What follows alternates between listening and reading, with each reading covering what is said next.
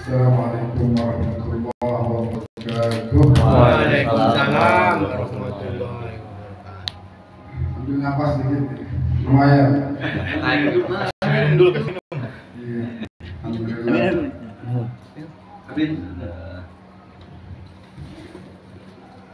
Ini terawih terakhir tadi. Kemungkinan besar terawih terakhir tadi. Iya. Dan Bapak Ibu, saya udah cair belum? Belum nih. Sudah kulkas buku. Belum bikin buku. Belum dua kali. Nah, masih di freezer. Udah cair dan udah habis juga kan? Buat belanja.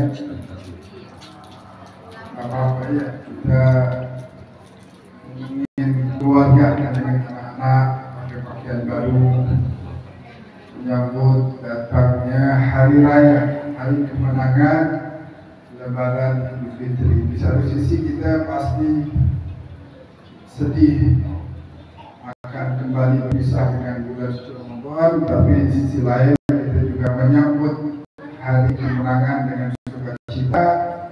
Harapannya semoga benar sesuai dengan yang biasa kita sebut minal aidin wal faizin. Itu artinya semoga kita termasuk orang yang kembali. Aid itu kembali. Aidin orang yang kembali ke fitrah yang suci, kembali kepada tujuan diciptakannya kita, yaitu wa khalaqtul jinna wal insa illa liya'budun. Tidaklah kami ciptakan jin dan manusia melainkan untuk beribadah menyembah kepada Allah Subhanahu wa taala. Wal faizin. Ma ma'na al faizin? Apa artinya faizin? Orang yang menang. Kita menang karena telah berhasil melalui bulan Ramadan dengan baik. Kita bisa puasa, kita bisa tadarus, kita bisa tarawih, kita bisa silaturahmi dan banyak hal kebaikan lainnya yang alhamdulillah kita sudah raih di bulan suci Ramadan ini. Dan sebagaimana kita tahu bahwa bulan Ramadan kemarin yang sekarang ini kita udah di akhir-akhirnya ini, itu datang dengan membawa banyak sekali pelajaran buat kita. Kemarin kita selama puasa tidak diperkenankan untuk makan dari waktu fajar sampai maghrib. Ya, dari situ kita belajar untuk tidak rakus terhadap kehidupan dunia ini. Kita sadar sama-sama bahwasanya ada tujuan dari kehidupan. Jangan terlalu ambisi berlebihan dalam kehidupan dunia sampai melupakan tujuan kita. Nabi menyebutkan dalam hadis, "Ad-dunya darul mamar wal akhirah darul maqam." Ini ibarat kata orang-orang yang lagi transit sekarang. Ini supaya kita bisa coba memahami dengan baik bagaimana cara jalan kaki. Misalnya orang dari Jakarta mau jalan ke Surabaya, ya, mau pulang, mau tinggal, ini orang Surabaya. Iya. Ini ke tangan tadi. Misalnya kita mau tinggal di Surabaya, otomatis di jalan nanti kita transit, misalnya di Semarang, ya. Kita duduk di situ, istirahat sejenak, sholat, makan. Nah, dunia itu seperti tempat transit aja. Kayaknya itu kayak Semarang kali, saya tahu dalam berita saya. Yang penting di tempat transit ada tempat istirahat yang nyaman, ada tempat ibadah, ada tempat kita santai sejenak, tempat yang nyaman, yang bagus. Tapi bukan itu tujuan kita. Tujuan kita mau tinggal di tujuan kami tadi dalam cerita itu Surabaya. Di sana baru kita mikirin tempat tinggal yang enak. Kita perlu mikirin tempat tinggal yang nyaman. Karena mau tinggal di situ. Kalau yang numpang lewat nggak usah terlalu heboh. asal yang penting nyaman, bisa ibadah, bisa istirahat, bisa makan, cukup. Begitulah kita ini tinggal di dunia sementara doang. Yang penting ada tempat nyaman buat kita istirahat, ada tempat kita ibadah, ada tempat kita bisa mengais rezeki. Tapi yang jadi tujuan utama adalah kehidupan akhirat, karena di sana kita tetap tinggal selama-lamanya. Di sini tentara doang, 60 tahun, 70 tahun, 80 tahun. Habis itu kalau pindah ke tempat yang sejati dan selama-lamanya bakal kita tempatin, yaitu kehidupan akhirat. Allah Ta'ala berfirman, wabtaghi fima ataakallahu daral akhirah. Jadikan tujuan utamamu darul akhirah, wala tansa nasibaka minad dunya. Tapi jangan lupain juga bagianmu di dunia. Cari rezeki yang halal, biar bisa nafkahin bini, anak, keluarga. Tapi bukan itu tujuan, sehingga sebagian orang salah kaprah menjadikan dunia tujuan. Ada duit, tapi ini syubhat nih, haram, nggak apa-apa dah. Yang penting dunia gue enak, dan akhirat kagak enak. Mau ngapain kita korbanin kehidupan akhirat untuk kehidupan dunia yang cuma sementara? Lebih baik kita korbankan kehidupan dunia kita letih-letih, capek-capek, ya. Tarawih di mari, naik lantai 3, capek dikit nggak apa-apa. Kalau istirahat di alam kubur, terus itu di akhirat tinggal terima. Nih, kemarin beribadah, nih pahalanya. Kemarin udah rajin sholat tarawihnya, nih. Kemarin udah puasanya rajin, nih. Ini silahkan. Inilah tempatmu pintu surga. Udkhuluha bisalamin aminin. Masukkan, silahkan. Oh nikmat kita, oh ini dia nih. Inilah yang Allah janjikan buat kita nih, Masya Allah, benar-benar nyata. Nah, orang yang lupa ibadah, kagak puasa, malas tadarus, kagak sholat tarawih, ya, makan yang haram, makan yang syubhat, bakal kaget. Wah, nyesel dulu. Waktu itu kemarin dunia gue ibadah, ya rajin-rajin tuh puasanya. Ada seorang sahabat namanya Sa'ad bin Abi Waqqas. Saat tanya sama Nabi Muhammad, ajarin saya doa dong ya Rasulullah, yang bisa bikin doa saya diijabah. Ajarin. Saat menyatet nih, ya udah siapin tempat tuh, buku apa namanya nih, pulpen, mau nyatet. Kirain Nabi bakal kasih tahu, baca ini pagi 9 kali, baca ini siang, baca ini malam. Nabi nggak bilang begitu. Jawaban Nabi cuma 2 kata, kagak lebih kagak kurang. Waktu saat bilang minta diajarin doa biar diijabah, tolong ajarkan saya Rasulullah biar doa saya diijabah. Cuma 2 kata doang jawaban Nabi, nggak lebih nggak kurang. Hasil ta'amak, itu aja udah. Perbaiki makananmu, wahai sahabat.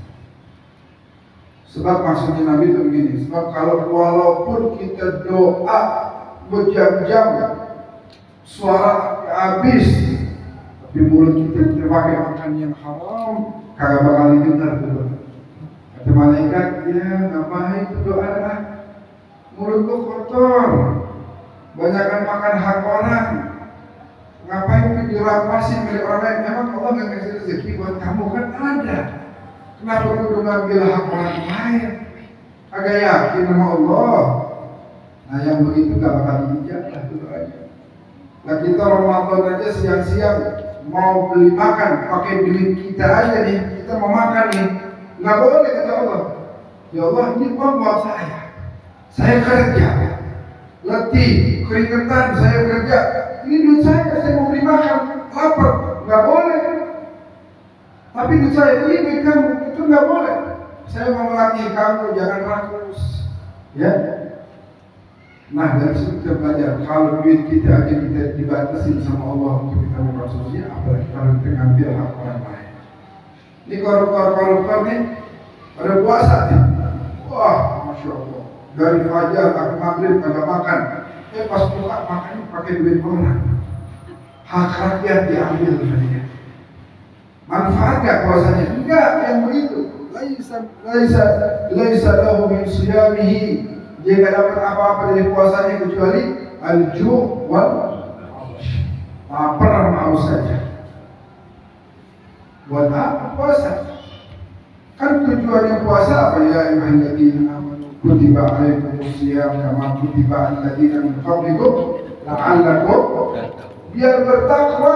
Allah nyuruh kita puasa biar kita bertakwa kepada Allah. Lah ini puasa kagak bertakwa. Puasa iya, nyolong juga iya. Puasa iya, tapi main apa? Anak muda pada main slot, main slot.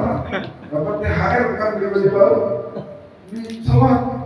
Ya Allah, nauzubillah min dzalik. Kita nggak mau begitu. Nah, ini sekarang malam 29, malam ganjil yang terakhir. Benar ya? Betul. Malam 29. Ini malam ganjil terakhir. Ya, kita berharap apakah malam ini atau malam-malam ganjil yang lalu, kita berharap kita bisa dapat tuh yang namanya Lailatul Qadar. Ada orang tanya, ada nggak ciri-cirinya orang ini dapat Lailatul Qadar? Ya, ada nggak? Ada. Ya, ada. Bukan, oh dia bisa dapat Lailatul Qadar tuh. Emang kenapa? Dari pagi nggak ngomong sama orang, dia ngomong aja. Bukan begitu. Dia mau dikagak mau ngeliatin orang, mau lihat sedikit. Kenapa tuh? Lailatul Qadar. Begitu. Lailatul Qadar kalau orang dapat cirinya salamun hiya hatta matla'il fajr. Dia bakal dapat salam dari para malaikat, dapat kedamaian. Habis dia dapat tuh Lailatul Qadar, dia kagak lagi mulutnya yang dipakai goda orang lain, ganggu orang lain, ghibah orang lain, caci maki orang lain. Tangannya gak bakal dia pakai buat ganggu orang, ngambil hak orang, mukul orang, enggak dipakai buat itu. Sebab dia mendapat salamun hiya hatta matla'il fajr, dapat kedamaian dari Allah. Baik orang al-muslimu man salima al-muslimuna min lisanihi wa yadihi. Orang kagak diganggu sama dia, enggak dibikin kesel sama dia. Nah, itu orang yang dapat baik orang, bantuin orang butuh pertolongan, ya. Ibadahnya makin semangat, bukan cuma musiman bulan Ramadan. Ya ala kulihat. Saya kalau ada orang lihat sholat girang, teman waktu itu ada teman kita sholat, pas lagi buka bareng, kata teman saya itu lagi, ya sholat tuh munafik loh, baru kagak sholat. Saya bilang jangan bilang begitu, itu bukan munafik, itu namanya apa ya? Itu namanya dia taubat kepada Allah. Ya, jangan ngatain orang. Bagus kalau dia mau taubat. Ya, ada tuh kejadian teman saya suka ngaji juga begini.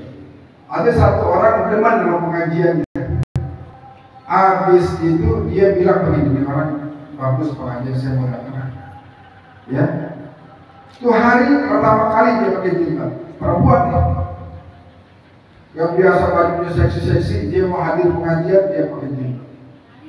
Masuk ke pengajian, orang pada sholat, dia sholat. Pertama kali dia sholat. Ya, pertama kali. Begitu dia sholat, pulang dari pengajian, ketabrak meninggal dunia. Teman saya nih yang ngajar. Orang tuanya cerita, kan teman saya datang ke rumah duka. Oh iya, ini baru-baru ini hari pakai jilbab. Tadi sudah saya dengar karena temannya dia sholat, dia sholat berjamaah tadi. Di rumah tidak pernah sholat. Nah itu yang namanya husnul khatimah. Jadi kalau ada orang sholat yang akan dibilangin munafik, itu namanya taubat kepada Allah. Bagus mas. Ya, minimal dia di bulan suci Ramadan ini mendapat momen untuk dia bertafakur, bermuhasabah, merubah diri menjadi lebih baik lagi. Karena itu Bapak Ibu sekalian yang dimuliakan Allah, jangan pernah mengecilkan kebaikan orang lain. Dia buat keluar dari keburukan itu kagak gampang. Dia bisa berusaha maksimal untuk keluar dari keburukan itu. Tidak sebentar prosesnya. Dia mikir, dia malu sama temennya, dia ini. Begitu dia mau baik, jangan bilang munafik. oh ini Masya Allah, ini namanya orang yang taib gitu, taubat subhanahu wa ta'ala. Jadi gitu Bapak Ibu yang dimuliakan oleh Allah subhanahu wa ta'ala. Ayo sama-sama kebaikan-kebaikan yang kita lakukan di bulan Ramadan kita jaga, biar kita termasuk orang-orang yang kata Allah bahwa diwajibkan puasa la'allakum tattaqun, agar kalian bertakwa kepada Allah subhanahu wa ta'ala.